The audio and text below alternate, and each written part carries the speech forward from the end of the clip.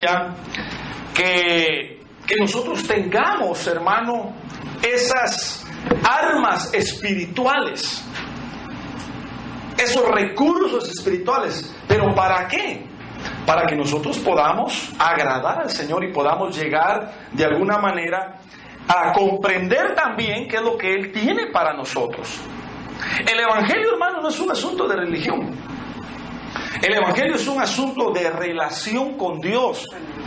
Y cuando nosotros nos metemos, cuando nosotros indagamos, cuando nosotros buscamos del Señor, entonces el Señor se goza porque Él quiere que nosotros conozcamos qué es lo que Él es y qué es lo que Él tiene para nosotros.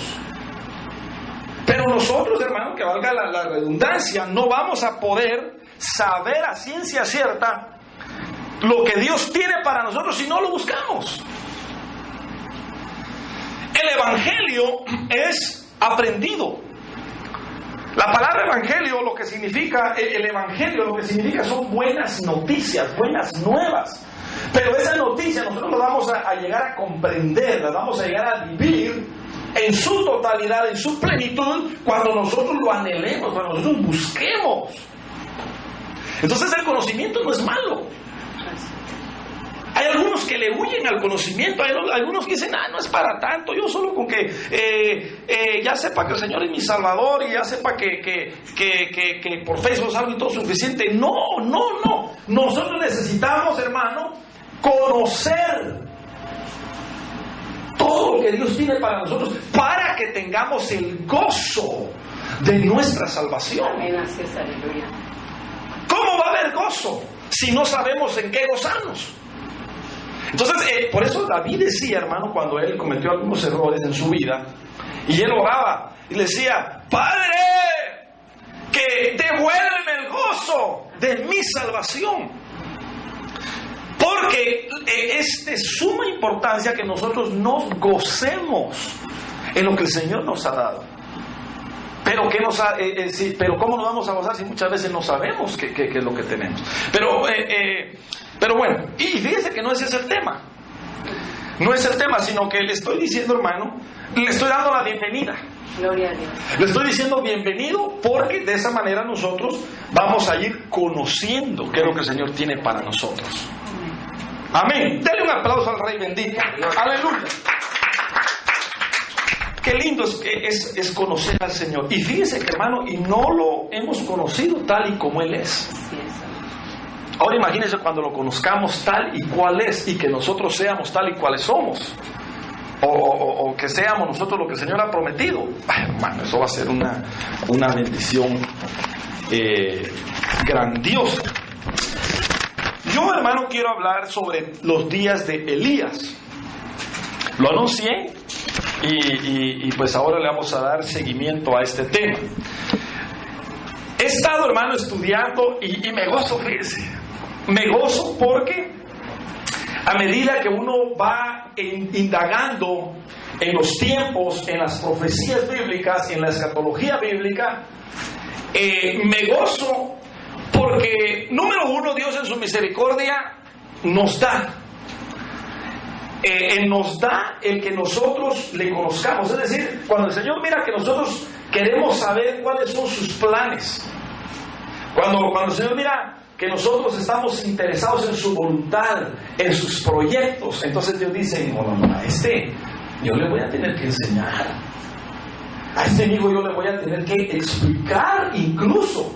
Hermano, tanto así no. Claro que sí. Allá está el Señor queriendo destruir a Sodoma y a Gomorra, y ahí va, hermano, pero dice, pero yo tengo un amigo que indaga, que busca, que anhela. Yo a él le voy a contar lo que voy a hacer. Y ya le contó, ¿verdad? Yo voy a destruir a Sodoma y Gomorra, a Abraham.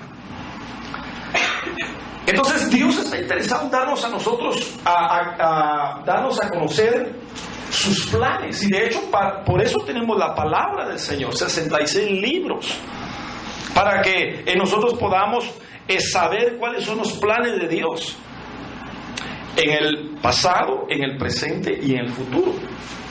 Entonces, el Señor, hermano, nos ha dado muchas promesas a nosotros para para que las vivamos ahora mismo en el presente, pero promesas también que vienen en el futuro. Entonces, hermano, hemos estado platicando que nosotros ya estamos en los últimos tiempos, pero de la era presente. Pero eso no significa que se va a terminar todo, sino que se van a terminar los tiempos de esta era en la que estamos, pero viene una era futura, una era gloriosa, donde la promesa es que ya no vamos a estar en un cuerpo terrenal, sino vamos a estar en un cuerpo glorioso. 1 Corintios 15, 52 en adelante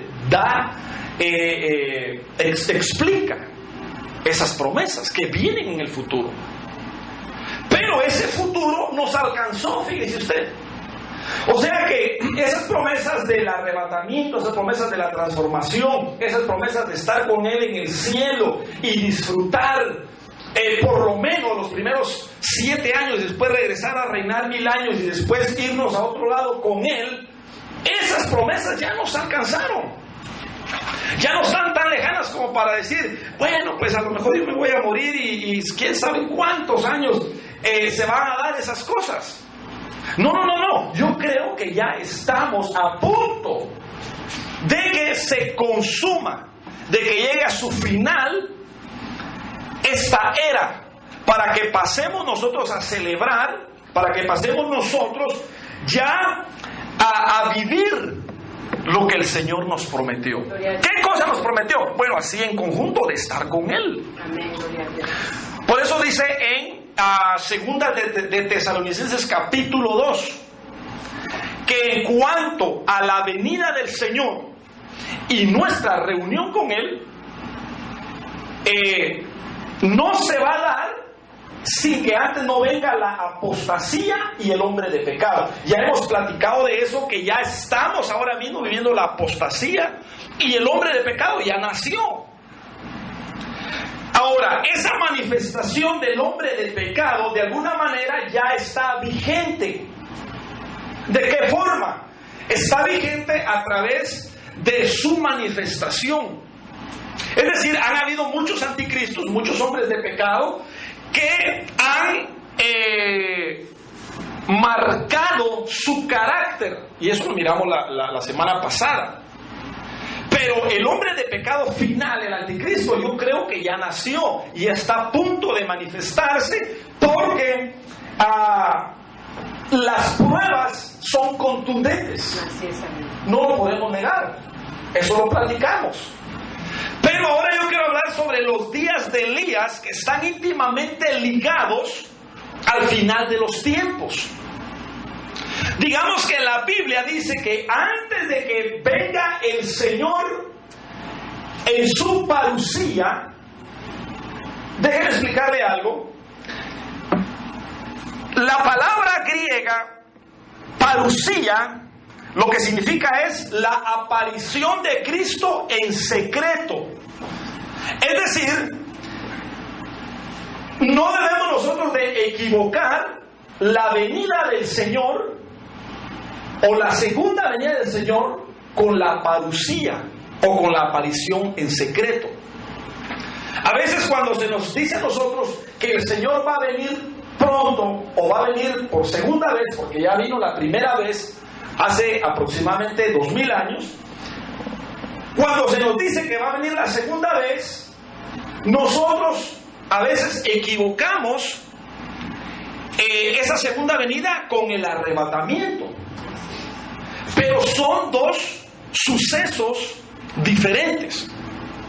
Es decir, la Biblia explica que antes de la segunda venida del Señor, que la Biblia dice que, o lo explica en el idioma griego, que es la epifanía, es decir, la aparición pública. Cuando la Biblia dice que el Señor va a venir por segunda vez, ahí dice epifanía. ¿Qué significa eso? Significa aparición pública, es decir, todo ojo le verá. Esa es en su segunda venida, pero eso va a pasar después de la gran tribulación, es decir, después de la semana 70 de Daniel que estábamos explicando también hace 8 días. Esa va a ser la segunda venida del Señor, donde todo ojo le verá. Pero antes de la segunda venida, el Señor va a hacer una aparición antes, que la Biblia no le llama epifanía, sino le llama parusía, que es aparición en secreto. Es decir, que el Señor no se va a dejar ver de todos, sino solamente va a venir a las nubes a arrebatar o a encontrar a su novia. No toda la iglesia, sino solamente aquella parte de la iglesia que se ha consagrado.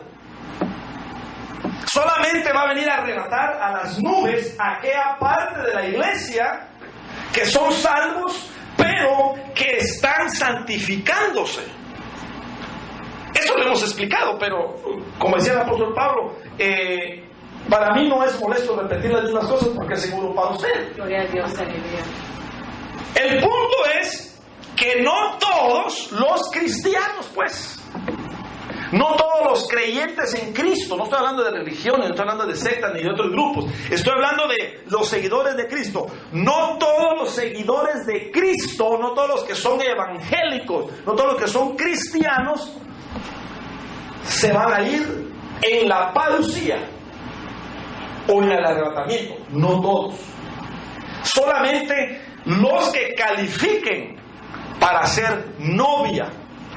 Y hay requisitos para ser novia. Uno de ellos es estar santificándose. Es estar buscando al Señor con todo el corazón. Porque imagínense usted que al apóstol Pablo lo leñasearon, lo encarcelaron, lo vapulearon. Y tal vez alguno de nosotros que ni siquiera ora se vaya a ir junto con el apóstol Pablo en el arrebatamiento. Sería Dios injusto. Así es, amén. Por eso dice la Biblia que Dios es justo y pagará a cada uno según sean sus obras. Es decir, que el arrebatamiento no es para salvación, sino es un premio. ¿Y qué va a pasar con nosotros que se queden, hermano, que son evangélicos, que no se vayan en el arrebatamiento? Se van a quedar a la última semana de Daniel, que es la semana 70, ya lo vimos, Daniel 9:27, que es la gran tribulación. ¿A qué se van a quedar esos cristianos a la gran tribulación? Apocalipsis dice que a lavar sus ropas, pero ya con sacrificio, ya dejándose degollar. Eso lo dice la Biblia, pero vamos a estar explicando eso tal vez en detalle cuando hablemos de la gran tribulación, cuando hablemos de los 144,000, cuando hablemos de los 2 testigos. Todos esos temas vienen. Ahora, ¿qué tiene que ver todo esto con los días de Elías? Que antes que se dé el arrebatamiento de la iglesia, antes que se dé la parusía del Señor, es decir, antes que la novia sea arrebatada, van a venir los días de Elías.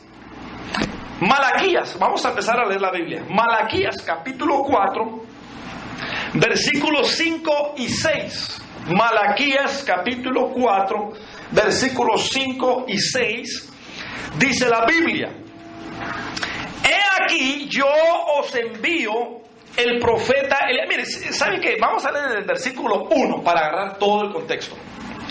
Porque aquí viene el día ardiente como un horno. Capítulo 4, Malaquías. Y todos los soberbios y todos los que hacen maldad serán estopa. Entre paréntesis, no crea usted que todas aquellas personas que han hecho maldad y que no se han arrepentido se van a quedar así. No.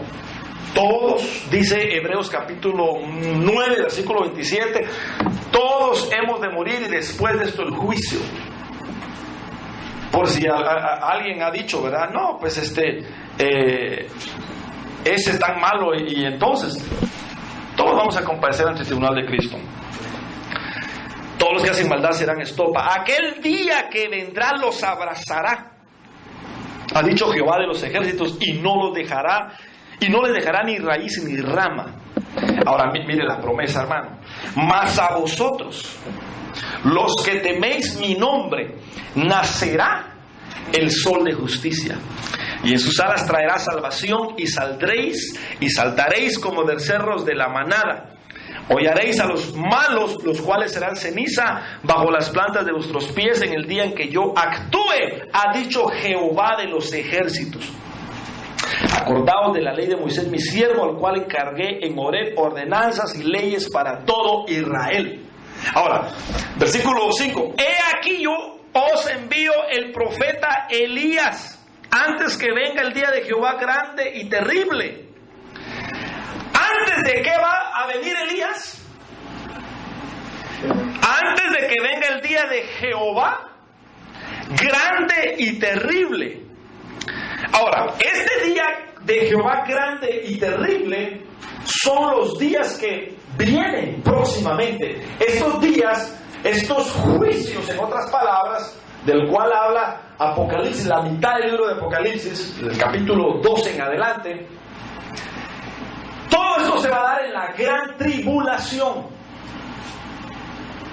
El día grande, terrible de Dios es la gran tribulación sobre toda la población, sobre todo el mundo. Hermano, a este mundo le vienen cosas terribles, terribles. Yo se lo vengo diciendo no para asustarlo, sino para alertarlo, advertirle. Esto no es para asustar a nadie, sino es para que nos preparemos. El Señor, el deseo de Él no es asustar a nadie ni condenar a nadie, sino Él nos dice lo que va a hacer porque Él lo cumple. Pero Él espera que, sabiendo nosotros las cosas terribles que vienen, nosotros escapemos, nosotros nos consagremos, nosotros le busquemos. Hay gente que le da miedo cuando uno les dice el infierno. El infierno existe, pero no fue hecho para nosotros. La Biblia dice que el infierno Dios lo hizo específicamente y exclusivamente para el diablo y sus ángeles. Pero, oiga bien esa preposición, pero si nosotros desobedecemos, pues lamentablemente ahí van a ir a parar los desobedientes. Ya nosotros renuncio, reprendo, rechazo, reviro en contra. Amén. Y espero que usted también. Amén, en el nombre de Cristo. Sí, hermano. Pero sí existe el castigo. Sí existe en estos lugares. Y viene juicio sobre la tierra porque la maldad ha llegado hasta el cielo, dice la Biblia. Entonces dice la Biblia que el fin, dice la Biblia en otros pasajes que hemos estudiado, que los juicios de Dios, el final, es decir, el castigo y todo eso, será como los días de Lot, será como los días de Noé, será como los días de Enoc, pero también en ese tiempo final, donde Dios va a castigar la maldad de los hombres, va a venir el profeta Elías. Ahora, aquí hay no problema, pero tenemos nosotros que entender algunas cositas sobre el profeta Elías. Yo quiero que me acompañe a Mateo capítulo 17 y ya después regresamos allá a Malaquías capítulo 4. Pero yo quiero que leamos Mateo capítulo 17 versículos 10 y 11. Entonces, Mateo 17 10. Entonces sus discípulos le preguntaron diciendo: ¿por qué pues dicen los escribas que es necesario que Elías venga primero? Respondiendo Jesús les dijo: a la verdad Elías viene primero y restaurará todas las cosas. Miren, yo quiero que llevemos bien la lectura. Voy a volver a repetir, versículo 11. Respondiendo Jesús les dijo: a la verdad Elías viene primero, es decir, futuro. Elías va a venir primero y va a restaurar las cosas. Eso es futuro. Pero ahora el versículo 12 habla del pasado que ya vino. Por eso me interesa que le pongamos cuidado a esto, porque ahorita lo voy a explicar. Elías va a venir y va a restaurar las cosas, versículo 11. Jesús está hablando aquí. Pero en el versículo 12 dice, mas yo os digo, como quien dice, les quiero también decir esta verdad. Elías ya vino.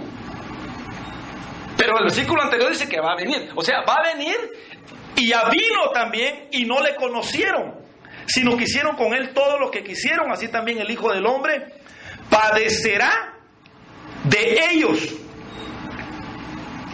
Entonces los discípulos comprendieron que les había hablado de Juan el Bautista. Ahorita les explico eso. Solo quiero que leamos Marcos 9, versículo 11 en adelante. Es el mismo pasaje, pero para que agarremos contextos. Dice, versículo 11 también, 9:11 de Marcos. Y le preguntaron diciendo, ¿por qué dicen los escribas que es necesario que Elías venga primero? Respondiendo él les dijo, Elías a la verdad vendrá primero y restaurará todas las cosas. Y como está escrito, del Hijo del Hombre que padezca mucho y sea tenido en nada. Y luego otra vez explica, ¿verdad? Pero digo que Elías ya vino y le hicieron todo lo que quisieron como está escrito de él. Mire, hay una promesa de parte de Dios de que Elías iba a venir y que tiene que venir. Por eso leímos Malaquías capítulo 4. Dios le hace una promesa a su pueblo de Israel de que iba a venir Elías a restaurar todas las cosas. ¿Pero cuándo? Antes, según Malaquías lo que leímos, antes de que sea el día grande y terrible del Señor. Pero resulta que 400 años aproximadamente de cuando se dijo esa profecía de Malaquías, capítulo 4, aproximadamente 400 años después, aparece Juan el Bautista. Y dice la Biblia que Juan el Bautista empezó a ejercer su ministerio bajo el espíritu de Elías, bajo la influencia, bajo el carácter de Elías. Pero a Juan el Bautista no lo reconocieron, no entendieron que esa profecía se iba a cumplir en Elías. No lo lograron visualizar así. Entonces, mire, para que más o menos entendamos, yo necesito mostrarle gráficamente esta verdad. Elías viene a ser para nosotros una figura impresionante, una figura de restauración. Es decir, para nosotros Elías, el profeta Elías, la vida de Elías, viene a ser una figura de restauración. En el primer libro de Reyes, capítulo 17, habla del profeta Elías,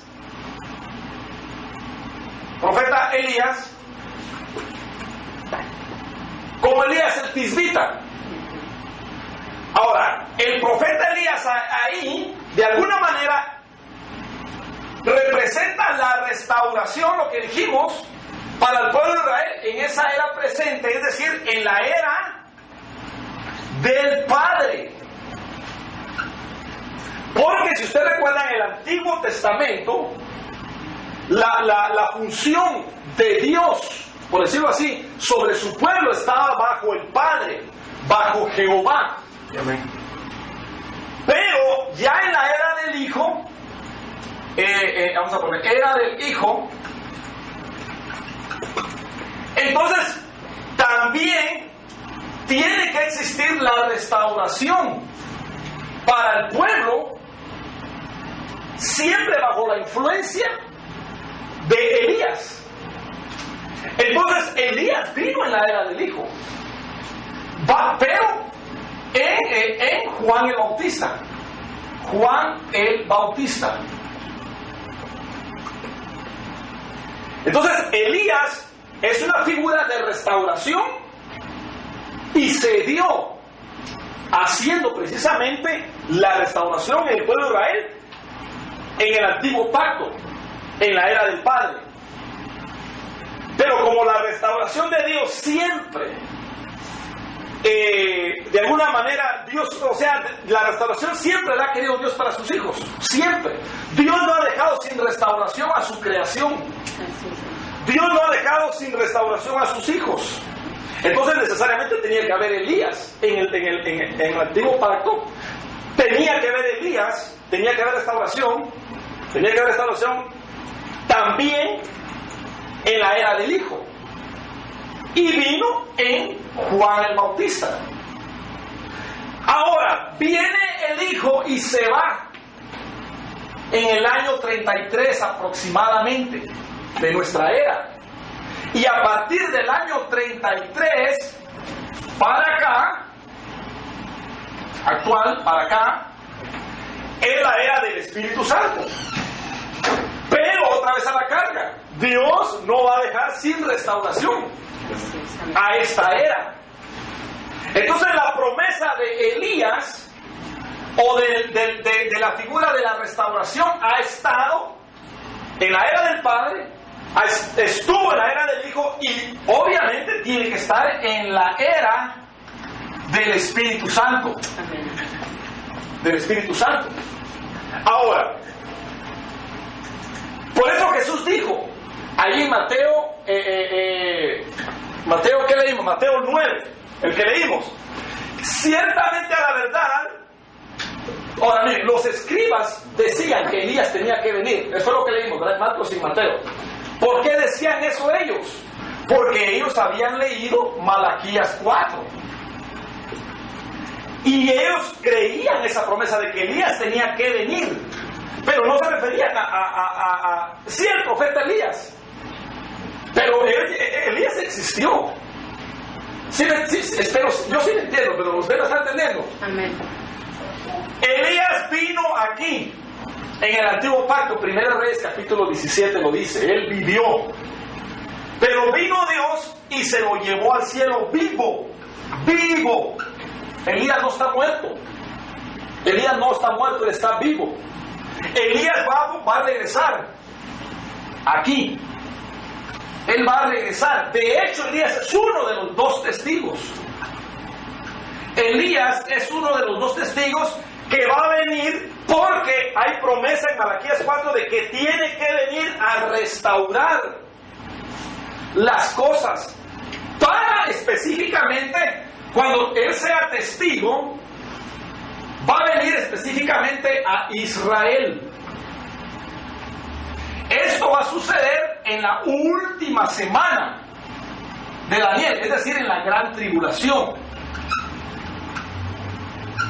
En la gran tribulación, Elías va a estar vivo con el otro testigo en la gran tribulación, restaurando, levantando, dirigiendo a Israel, el pueblo de Israel, no los gentiles, el pueblo de Israel. Pero como nosotros aquí, antes de la gran tribulación, nosotros estamos ahora aquí. Entonces, de todas maneras, aunque Elías va a venir aquí en persona como testigo para Israel, su carácter restaurador, como siempre ha estado en todas las eras, entonces la promesa es que esta restauración también se va a dar aquí, antes del día grande y terrible de Jehová. Se lo voy a poner de otra forma. Elías va a venir para la gran tribulación, es decir, va a venir en persona, porque él no ha muerto. Eso lo dice la Biblia, pero lo vamos a explicar más cuando dé el tema de los dos testigos. Él va a venir como otro testigo en la gran tribulación. ¿A qué va a venir? Va a venir a ayudar al pueblo de Israel. A eso va a venir, eso lo dice Apocalipsis. Pero su carácter, su influencia, su espíritu, o sea, el de Elías, ha estado ministrando al pueblo de Dios desde que él nació, por decirlo así. Entonces, ya cuando Elías nació, en el capítulo 17 del primer libro de Reyes, dice que él ya empezó a restaurar en ese tiempo. Él restauró el altar caído, levantó 12 piedras, hizo el altar. Y en este tiempo de Elías, aquí, también tenía un enemigo, que era Jezabel. Aquí en la era del Hijo vino Juan el Bautista en el carácter de Elías también, y también aquí tuvo su enemigo, Jezabel, pero no Jezabel la persona, sino Jezabel metida en Herodías. Esta Jezabel aquí en el Antiguo Testamento quería la cabeza de Elías, lo quería degollar. No lo logró aquí, pero sí lo logró Juan el Bautista. Son tipos, son figuras, por eso puse figura de restauración. Ahora dice Eclesiastés, impresionante, me parece que el capítulo 3, nada de lo que dice que todo lo que fue será, nada es nuevo. Entonces, exactamente lo mismo que ha pasado con Elías tiene que pasar aquí. Antes de que venga la última semana de Daniel, si antes de que vengan los juicios de Dios se tiene que manifestar el espíritu de Elías, obviamente se tiene que manifestar también el enemigo de Elías. Entonces aquí, antes de que venga la última semana de Daniel, se tiene que dar, vamos a poner el espíritu de Elías. Aquí se va a dar el espíritu de Elías. Aquí ya viene él en persona, pero antes se va a dar el espíritu de Elías para nosotros, y se va a dar el espíritu jezabélico. El espíritu jezabélico antes de la gran tribulación. Ahora, si usted se recuerda, yo les expliqué anteriormente que antes de que sea la gran tribulación, aquí obviamente se va a dar la parucía. Parucía, el arrebatamiento de la iglesia. Pero antes de que se dé el arrebatamiento de la iglesia, esto va a ser rápido. Antes de que se dé el arrebatamiento de la iglesia, ya tiene que haber, dijimos la otra vez, apostasía. En este caso, el espíritu de Elías, el espíritu de Jezabel, que está íntimamente ligado con la apostasía. Y también se van a dar muchas cosas aquí, se va a dar como los días de Lot. Aquí se va a dar días de Noé, y aquí, al final, se va a dar días de Lot. Ahora, aquí es donde quiero empezar a predicar. Porque estamos a punto de llegar al inicio de la gran tribulación. Estamos a punto de llegar al inicio de la última semana de Daniel. ¿Por qué? Porque no se va a dar esto antes sin que venga la apostasía, y ya estamos en la apostasía. No se va a dar antes sin que venga el espíritu de Elías. Ya estamos en el espíritu de Elías. ¿Por qué? Porque ya está también el espíritu jezabélico. Entonces, ahora, ¿por qué creemos que estamos ya viviendo ese periodo donde se está manifestando el espíritu de Elías y el espíritu jezabélico? ¿Por qué? Porque la Biblia dice, ahora regresemos otra vez a Malaquías porque no leímos la última parte, y eso es lo que ahorita toca. He aquí, dice el versículo 5, yo os envío el profeta Elías antes que venga el día grande y terrible. Él hará volver el corazón de los hijos hacia los padres, no sea que yo venga y hiera la tierra con maldición. Ahora, Una de las cosas, hermano, que estamos viviendo en este tiempo, impresionante, es cómo los matrimonios se están disolviendo. Cómo los hijos están siendo desobedientes. Cómo se ha levantado con fuerza el espíritu jezabélico. Ahora, si la Biblia dice que esa es una señal, nosotros tenemos que ponerle mucho cuidado. Porque una de las cosas que Jezabel hizo en vida, cuando estaba el profeta Elías, dice que le daba muerte a los profetas. Número 1. Número 2, era Jezabel la que gobernaba. Bueno, gobernaba Acab. Pero Jezabel estaba casada con él y lo mangoneaba, si yo puedo usar esa palabra. Ahora, ¿no es eso exactamente lo que estamos viendo ahora, hermano? Donde la mujer, y mire, hermano, no, y es que esto es importantísimo, hermano, que yo deseo con todo mi corazón que usted lo oiga y lo mire con ojos y oídos circuncidados. Porque no se trata de machismo, porque se desvía. Es que ese es el problema, que el diablo trabaja, hermano, trabaja sutilmente y desvía el mensaje. Pero, honestamente, hermano, una mujer que no está en la posición, que no es una posición degradante, reprendemos al diablo por eso. La mujer, hermano, es igualmente un instrumento que Dios creó, que Dios puede usar, porque Dios ha usado a mujeres. Entonces, pero cuando se escucha lo que voy a decir, entonces el diablo trastoca y trata de engañar a la mujer, que pareciera que uno está diciendo que la mujer no tiene valor, que la mujer no tiene posición, o que uno es machista. Pero la Biblia enseña que por causa de que las cosas se han dado de esa forma desde el principio, la mujer tiene, hermano, que estar en un segundo plano, si se lo puedo poner de esa manera fácil. Pero estar en segundo lugar no significa que no sea útil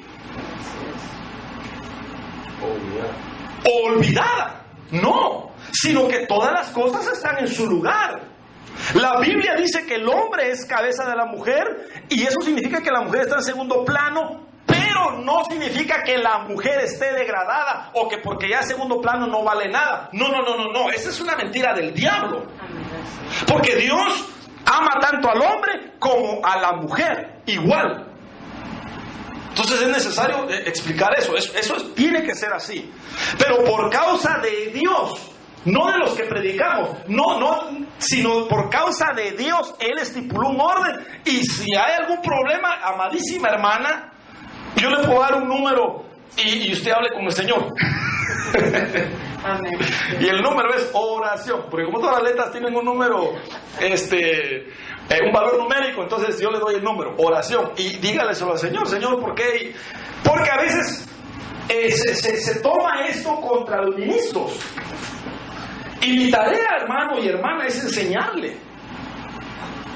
Yo también tengo esposa, y no, yo no soy machista, lástima que no está mi esposa, pero yo no soy machista, hermano. Yo no soy machista, de veras se lo digo así, en serio. Entonces no estoy diciendo esto solo porque quiero que el hombre, sus chicharrones truenen, sino porque el problema del espíritu jezabélico es que le ha metido a la mujer en este tiempo de que ella puede hacer las cosas igual que el hombre y que ella tiene que gobernar. Y cuando eso pasa, entonces se le da lugar al espíritu jezabélico. Y si el espíritu jezabélico se mete en la mujer, va a pasar lo que ya pasó. No va a pasar algo nuevo. Va a pasar lo que ya pasó. ¿Qué ya pasó? Que va a haber matriarcado. Y si hay matriarcado, las cosas están fuera del orden que Dios ha estipulado. Entonces, ¿por qué yo creo, hermano, que ya estamos nosotros, que en los días de Elías, ya estamos en los días de Elías? Porque en este tiempo, hermano, la mujer, no todas, bendito sea Dios, y en la iglesia no tiene que existir eso, pero en este tiempo la mujer quiere tener el gobierno, y eso ya está proliferado.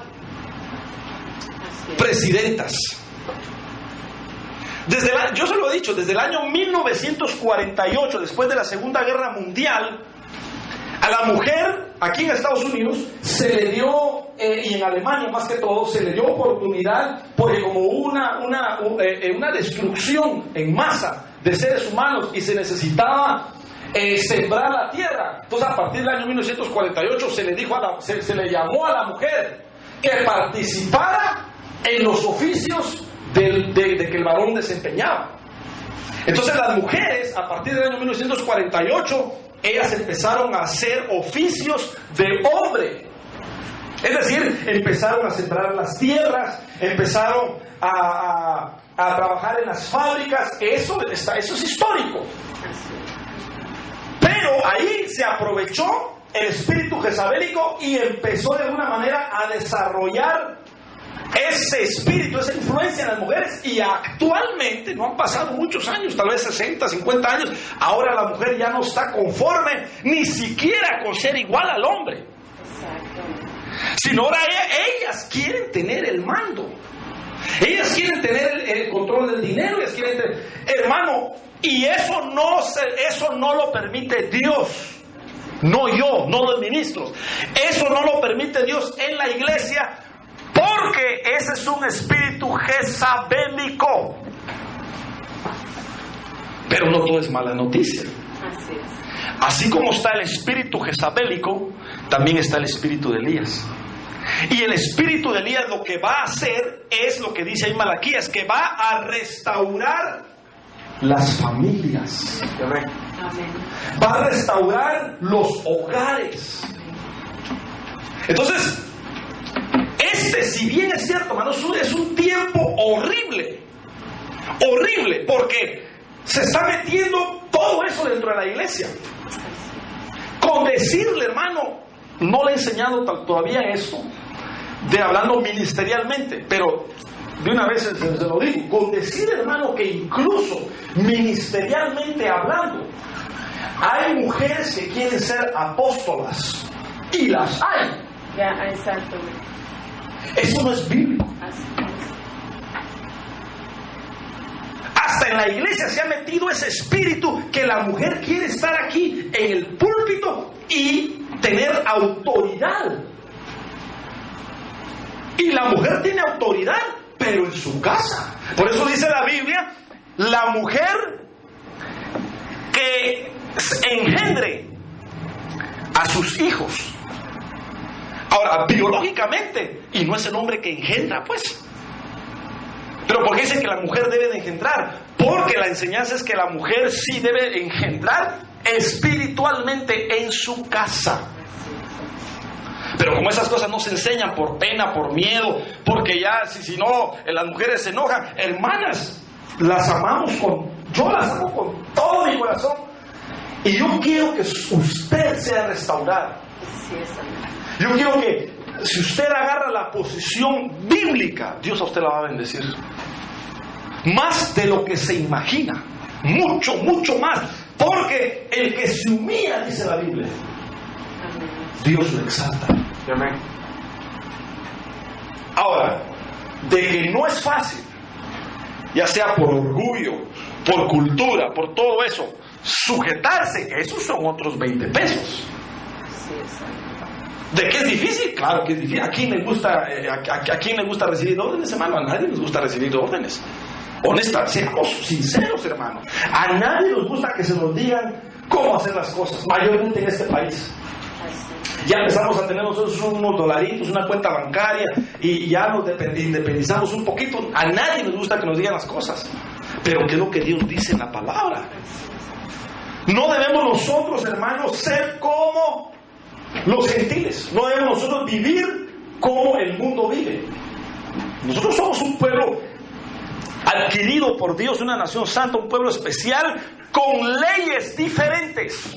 No podemos nosotros aplicar el estilo de vida que el mundo lleva afuera y aplicarlo acá adentro. No, porque entonces esto se convierte en un club. Y ya no es la iglesia del Señor. Ya no es, ya no seríamos nosotros los llamados al reino de los cielos, sino que ya nosotros mismos estamos haciendo nuestro reino acá. Por eso, así entre paréntesis, es esa religión que apareció ahí del reino ya.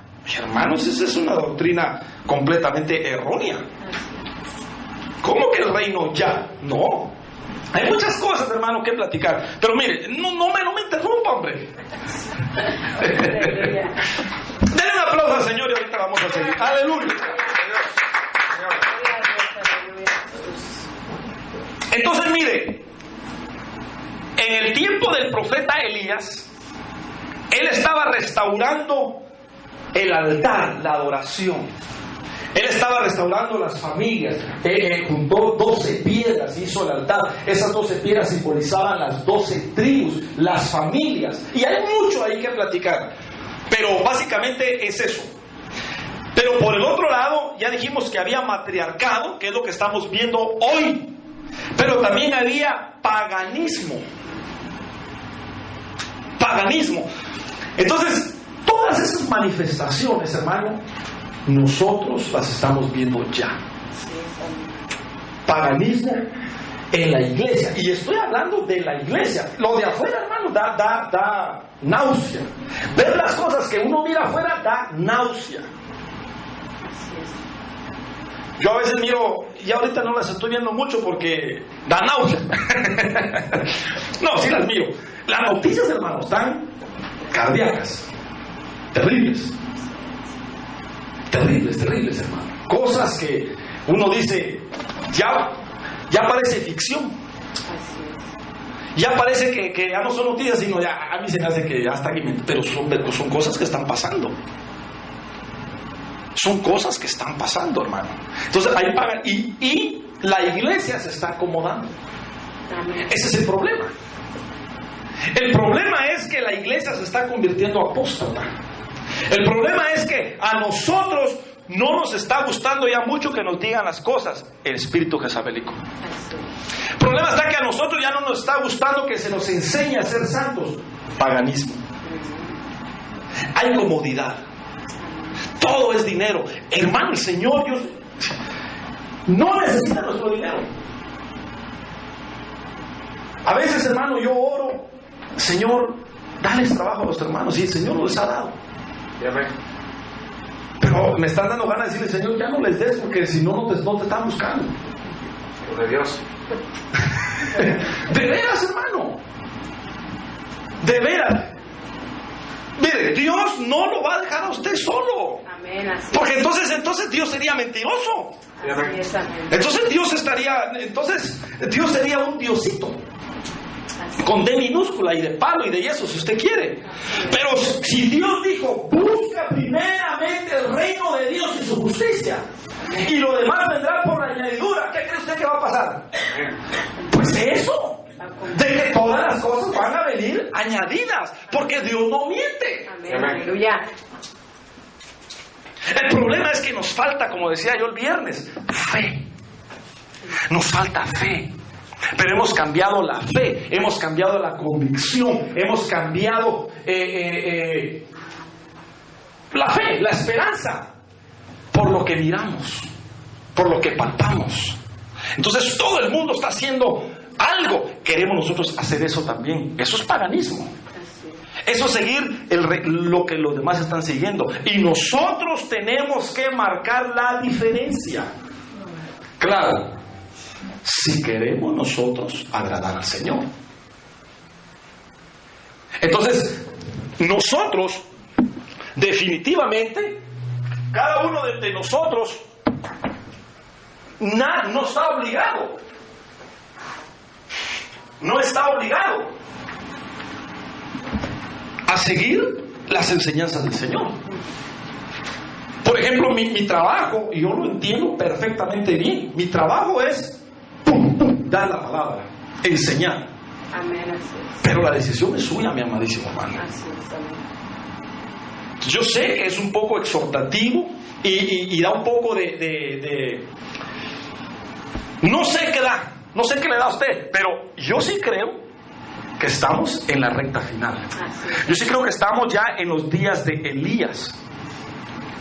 Y porque estamos en los días de Elías, está vigente el espíritu jezabélico, queriendo quitar la cabeza a Elías. Es decir, queriendo quitar ese enfoque espiritual. Queriendo quitar ese enfoque espiritual. Entonces, hermano amado, yo, en el nombre del Señor, no se sienta ofendido por este tipo de mensajes.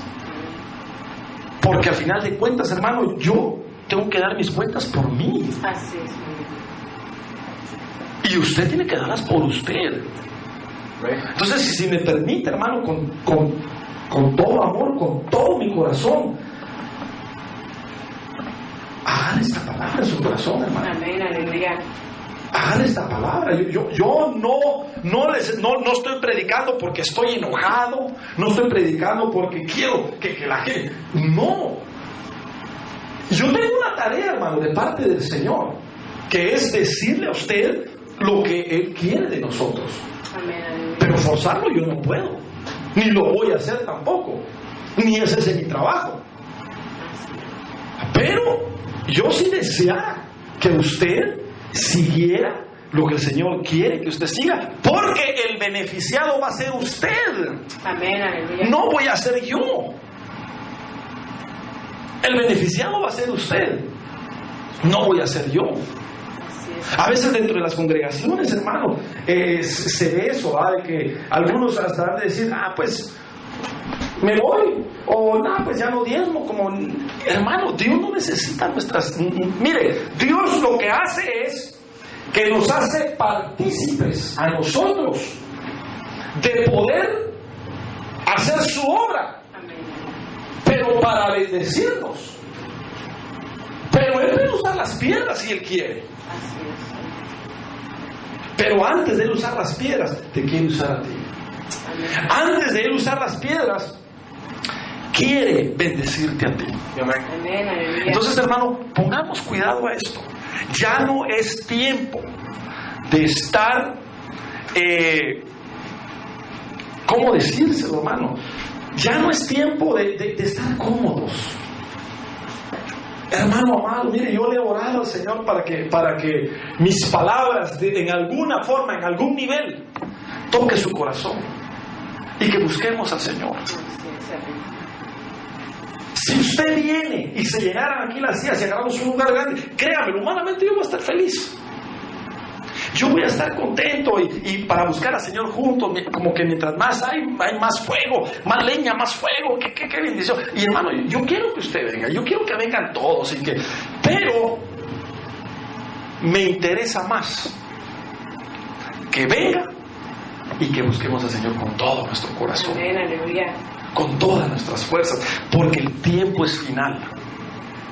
El tiempo es final, créamelo, hermano, créamelo. Créamelo. Ya el paganismo está a todo lo que da. Entonces, mire, tenemos a nuestra disposición el espíritu de Elías, porque fue la promesa del Señor que iba a venir antes de que venga el día terrible. Entonces la cosa está candente, la cosa está a punto ya, hermano, de explotar. Ya viene el anticristo. Ya va a venir, hermano, la gran tribulación. Entonces, ¿qué hacer, hermano? Si todo lo tenemos en contra, la ley y esto, pidámosle al Señor: Señor, que yo pueda perseverar. Señor, yo quiero avivar el fuego que hay en mí. Señor, yo quiero consagrarme. Señor, yo quiero buscar. Si es necesario perder algunas cosas, suéltelas, hermano, suéltelas. No se agarre del mundo. Así es, hermano. Le voy a decir algo, hermano, y no se lo digo por mofarme. Dios lo sabe, hermano. Pero, por ejemplo, los sábados, yo últimamente he estado dejando de ir a trabajar. No que no tenga trabajo, yo estoy perdiendo dinero. Porque eso es lo que he estado perdiendo. Gracias a Dios no es otra cosa, es dinero lo que he estado perdiendo. Pero yo he preferido perder ese dinero porque hemos estado llevando el reino a la gente. Bendito Jesús, aleluya. Y Dios bendiga a nuestra hermana Jolie, que ha sido uno de los pilares para ir a evangelizar. Y mi esposa había estado, y otro hermanito que vino que no vino ahora, ahí hemos estado. Hemos tenido pérdidas económicas, pero hermano, no le hace. ¿De qué nos sirve que granjemos todo el mundo? Algunos tienen hasta 2, 3 trabajos. ¿Por qué, hermano? Claro, es un problema. Cada quien mira cómo. Pero yo le aconsejo, en el nombre de Jesús, en el nombre de Jesús, yo le aconsejo, hermano, busque al Señor. Y lo poquito que usted haga, Dios lo va a multiplicar. Amén, aleluya. Porque Dios es fiel. Amén. Dios es fiel, hermano. Yo lo he visto.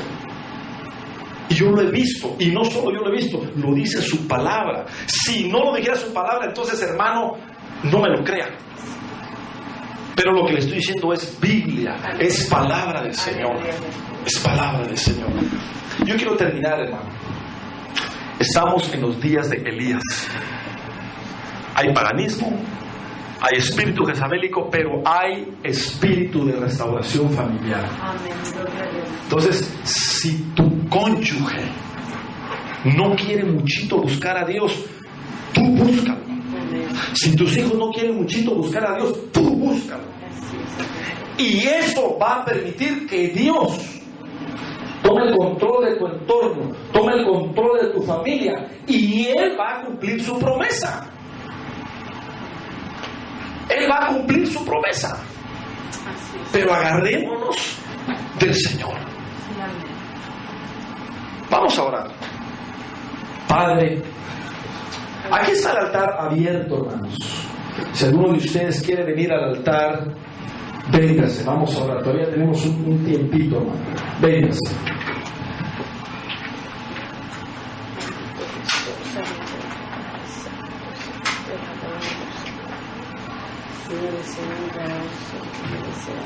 Aquí estamos, Señor, delante de ti.